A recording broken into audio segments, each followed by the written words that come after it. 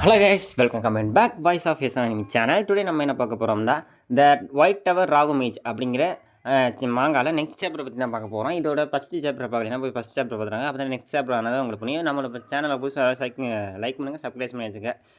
அப்புறம் போகிறவங்க ஒரு கமெண்ட் பண்ணி போங்க. சரி வாங்க, ரொம்ப நான் வளவலன்னு பேசிக்கிறீங்க போல இருக்குது. சரி, நான் டுடேயான கான்செப்ட்டுக்கு நம்ம போவோம். இப்போ என்னென்னா, நமக்கு ஸ்டார்டிங்கில் ஒரு அழகான ஒரு மாளிகை தான் காட்டிக்கிட்டு அந்த மாளிகையை கட்டிக்கிட்டு அந்த மாளிகைக்குள்ளே, அதாவது இந்த மாளிகைக்குள்ள 2 ஆஃபீஸர் இருப்பார். 2 ஆஃபீஸரில் ஒரு ஆஃபீஸர் வந்து இவருக்கு வந்து பாஸு. இந்த பாஸ் வந்து நான் அவனோட பாஸு, நீ எனக்கு மரியாதை கொடுத்து தான் ஆகணும், சரியா அப்படின்னு சொல்லும்போது, சரி பாஸ், ஐ ஆம் சாரி அப்படின்னு சொல்லி அந்த இன்னொரு ஆள் சொல்லியிருக்க. சரி ஓகே, இந்த அமுதத்தை யார் கொடுத்தா அப்படின்னு சொல்லி, இந்த அமுதம் இருக்கிறது யாருக்கு தெரிஞ்சிச்சு, இத்தனை மேட்சுக்கு எப்படி தெரிய வாய்ப்பு இருக்கும் அப்படின்னு சொல்லி இவன் வந்து கேட்டுக்கிருக்க.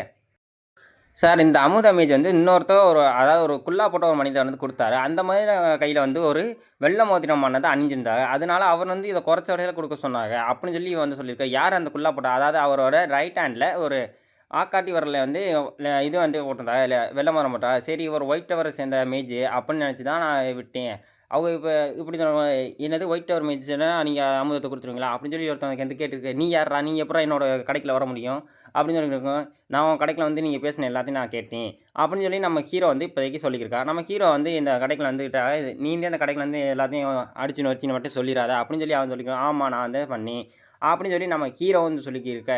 ஏன்னா நான் இந்த கடையிலேருந்து அடிச்சு வந்துருக்கேன்னா நான் தான் இப்போதைக்கு நீங்கள் சொன்னது நான் கேட்டேன். இப்போ உங்களை நான் உயிரோட விடுறதுக்கு வாய்ப்பும் இல்லை அப்படின்னு சொல்லி நம்ம ஹீரோ வந்து சொல்லியிருக்கும்போது, என்னதே என்ன உயிரோட வர முடியும் அப்படின்னு சொல்லி அவன் வந்து சொல்லியிருக்கும்போது, சரி அவனை வந்து மொத்தமாக கதையை முடிச்சிட்டு அப்படின்னு சொல்லி பாஸ் வந்து அவன்கிட்ட வந்து சொல்லியிருக்க. அதே மாதிரி அவன் வந்து என்னது இங்கேருந்து கடையை ஒருக்குன்னு வச்சனால இங்கேயே வந்திருக்கேன் அப்படின்னு சொல்லி அவன் வந்து அட்டாக் பண்ணுறக்காண்டி வேமாற. இதை பார்த்து நம்ம ஹீரோவா அவன் வந்து தடுக்கிறக்காண்டி நம்ம ஹீரோ வந்து அவனோட ஸ்கில்லை ஆக்டிவேட் பண்ணுவோம். அதாவது இவன் வந்து அவனோட கட்டான எடுத்துகிட்டு வந்து நம்ம ஹீரோ வந்து அட்டாக் பண்ண வருவான். இந்த அட்டாக் பார்க்குறவங்க நம்ம ஹீரோவை சும்மா அழகாக நம்ம ஹீரோ வந்து நம்ம ஹீரோ இப்படி அட்டாக் பண்ணி வரும்போது நம்ம ஹீரோ பார்த்து இதை பார்த்து நம்ம ஹீரோ வந்து சும்மா இருப்பானா, நம்ம ஹீரோ வந்து சும்மா அவன் கண்ணை திறந்துட்டு சும்மா வந்து விண்டஸ் பிளேட் அப்படின்னு சொல்லி நம்ம ஹீரோ வந்து அவனோட அட்டாக் வந்து தடுத்து தான். நம்ம ஹீரோ விண்டு பிளேட் பயன்படுத்தும் போது இவங்களும் ஆச்சரியம், இவன் எப்படி ஒரு இது விண்டு பிளேட் பயன்படுத்தணும் அப்படின்னு சொல்லி நான் எல்லாரும் அந்த 2 பேரும் ஆச்சரியப்பட்டிருக்கேன். நம்ம ஹீரோ அந்த தான் கேட்குறான், இந்த அமுதத்தை உங்களுக்கு யார் கொடுத்தது, எப்படி இந்த அமுதம் உங்களுக்கு கிடச்சிச்சு அப்படின்னு சொல்லி நம்ம ஹீரோ வந்து கேட்டுருக்க.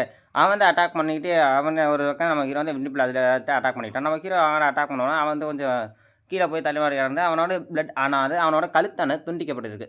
கழுத்தான துண்டிக்கப்பட்டு அவன் வந்து அதாவது இறந்து போயிட்டான். அவன் வந்து இறந்து போயிட்டு அவனோட இதான் காட்டுக்கா, அவனோட கழுத்தான் காட்டியிருக்கான். இதை பார்த்தோன்னே நம்ம ஹீரோ இதை பார்த்து அவனை பார்த்து மறைச்சிக்கிருக்க. இதை பார்த்தோன்னே இவங்க இருக்கணுங்க, என்னை மன்னிச்சிருங்க அப்படின்னு சொல்லி நம்ம ஹீரோ வந்துருக்கு. சரி, நம்ம ஹீரோ வந்து கேட்டுக்கலாம், அதாவது இந்த அமுதத்தை யார் உங்களுக்கு குறைச்ச விலையை விற்க சொன்னது அப்படின்னு சொல்லி இந்த மாதிரி டீட்டெயிலாம் எனக்கு சொன்னீங்கன்னா நான் உன்னை உயிரோட விட வேண்டாமான்னு என்ன அப்புறம் யோசிக்கிறேன் அப்படின்னு சொல்லி இருக்கும்போது, சரி நான் இதை பற்றி எனக்கு எதுவும் தெரியாது, எனக்கு இதை எதுவும் எதுவும் தெரியாது, என்னை உயிரோடு விட்டுரு, நான் உனக்கு எதுவும் இந்த பணம் காசு பொற்காசுலாம் நிறையா வேணாலும் தர்றேன் அப்படின்னு சொல்லிட்டு நம்ம ஹீரோ வந்து அவன் வந்து பார்த்துட்டு வந்து துப்பாக்கி எடுத்து நம்ம ஹீரோ வந்து ஃபயர் பண்ணுறக்காண்டி ஃபயர் பண்ண போகிறான். அவன் ஃபயர் பண்ண உடனே நம்ம அங்கே இருக்கும் புல்லட்லாம் ஃபயர் எடுத்துட்டு நம்ம ஹீரோவை நோக்கி வர. நம்ம ஹீரோ இதை பார்த்து சும்மா நக்கலை சிரிச்சுக்கிட்டு, இந்த புல்லட்டை வச்சு என்னை அட்டாக் பண்ண போறியா அப்படின்னு சொல்லிட்டு நம்ம ஹீரோ வந்து அசால்ட்டாக சிரிச்சு நிற்கிற பார்த்தா இவனை காத்துட்டேன். நம்ம ஹீரோ வந்து அந்த புல்லட் வந்து டேரெக்டாக அந்த நம்ம புல்லட்டை அட்டாக் பண்ணும்போது நம்ம ஹீரோட விண்டு பேரியரானது ஆக்டிவேட் ஆகுது. நம்மளும் விண்டு பேரியர் ஆகிட்டோம். நம்ம ஹீரோ வந்து பார்க்குறேன், இந்த விண்டு பேரியரோட இது கிராக் பண்ணுற அளவுக்கு இந்த புல்லட் பவர் இருக்கா அப்படின்னு சொல்லி நம்ம ஹீரோ வந்து பார்த்துட்டு நக்கலை சிரிச்சுக்கிருக்க. இந்த பக்கம் அந்த புல்லட் வந்து நம்ம ஹீரோ அட்டாக் பண்ண நம்ம ஹீரோட பேரியர் வந்து தடுத்து அது பவுன்ஸ் ஆகி திரும்பி ரிட்டன் அவனுக்கே போக அவனுக்கு போய் அவனுக்கு வந்து அட்டாக் ஆகிடுது. அவனுக்கு வந்து தோப்பட்டையிலையும் கொஞ்சம் கால்லையும் கொஞ்சம் இதாகிற புல்லட்டு சரிகிற.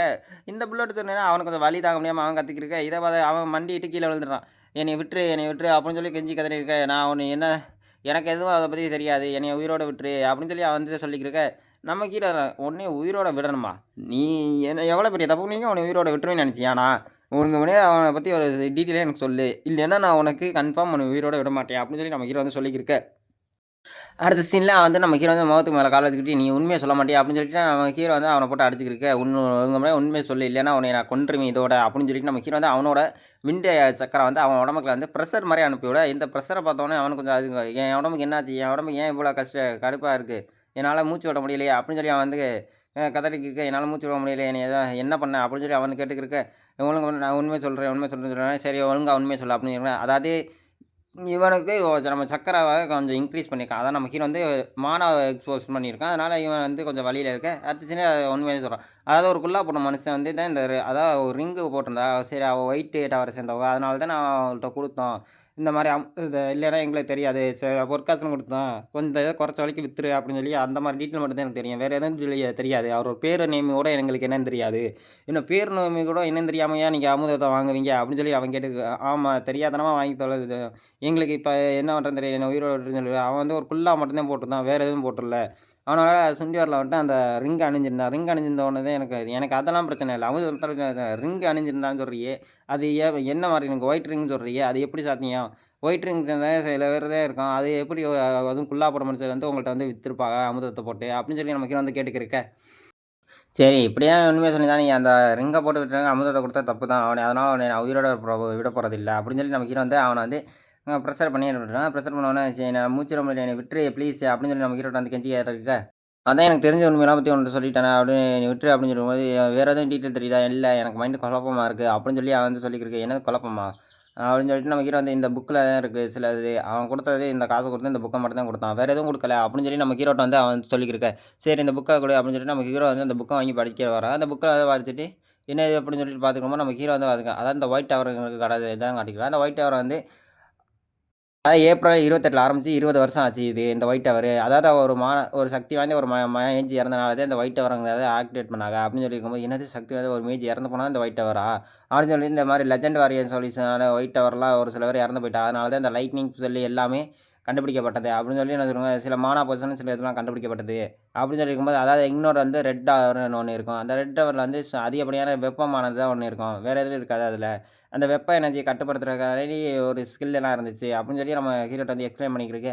என்னது ஒயிட் டவர் எனக்கு மற்ற டவர்லாம் சரி, ஒயிட் டவர் என்ன வேலை பார்க்குற அப்படின்னு சொல்லி கேட்கும்போது, ஒயிட் டவர் வந்து என்ன வேலை பார்க்குதுன்னா அதில் பார்த்துருக்காங்க. நம்ம ஹீரோ வந்து டெலிவரி சர்வீஸா? என்னது ஒயிட் டவர் வந்து டெலிவரி சர்வீஸ் மட்டும் தான் பண்ணுதா? வேறு எதுவும் பண்ணலையா? அப்படின்னு சொல்லி நம்ம ஹீரோ வந்து ரொம்ப மனசு சங்கடமாயிருது.